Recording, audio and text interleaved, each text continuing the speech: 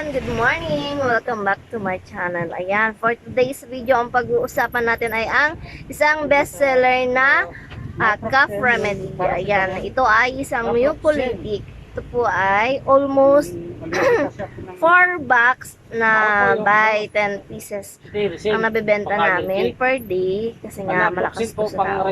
Iniinom to ng twice a day, umaga-gabi, ilalagay sa kalahating basong tubig at yung tutunawin and then ready to drink na. Orange flavor po ito. At ito ay ang acetylcysteine. Ayan, generic po ng Flumasil. Ayan po. Mas mabenta po ito kaysa dun sa tablet. Why? Kasi syempre mas cheap at saka okay, effective kahit generic lang. Ayan. Madalas kung susumahin sa isang buwan po ha, ang nabibenta nito ay siguro mga 60 bucks. 60 bucks by 10. Ayan, ganito. Kayang makabenta po ng 60 bucks. Dito sa puti kasi best selling nga ito. Together with the Pico. Ayan, Pico po. Sa mga may ubo po na matagal na yung pabalik-balik. Tapos hirap sa paghinga. Ayan, or masyadong madikit ang plema. Ito po yung ipinapares po dun sa mucolytic na acetylcysteine.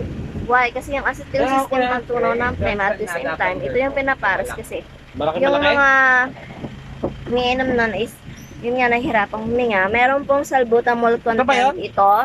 Then, meron na rin pong mucolytic at expectorant. So, yung mucolytic po is bromhexin at yung expectorant is guaifenesin. So, tinutunaw ng acetylcysteine yung plema or pinapalambot at kasama ng bromhexin and then naiilabas ng maayos dahil dun sa guaifenesin content. Kapag naman po ang pasyente is may lagnat na, usually po nare-resetahan ng doktor ng Coamoxiclav. Ayan, or Cephalexin. Pero, yun yung madalas na binibili ng customer sa amin. Acetylcysteine. Ang kapares ko ay Pico.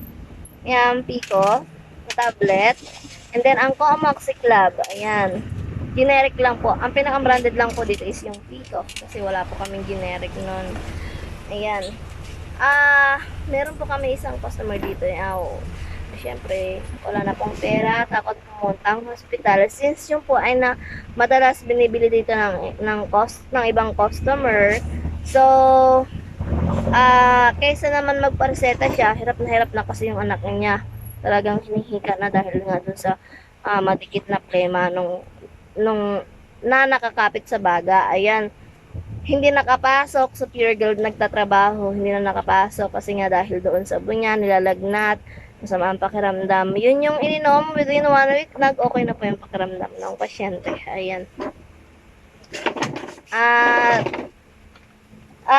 Sa mga nagbabalak po, naminom ng ganon, syempre kuha pa rin po kayo ng prescription. Pero kung dito po kayo bibili sa butika sa Area 1, magbibigay kami basta tapusin niyo yung medicine regimen na yun. Ha? Thank you guys. Thank you for watching.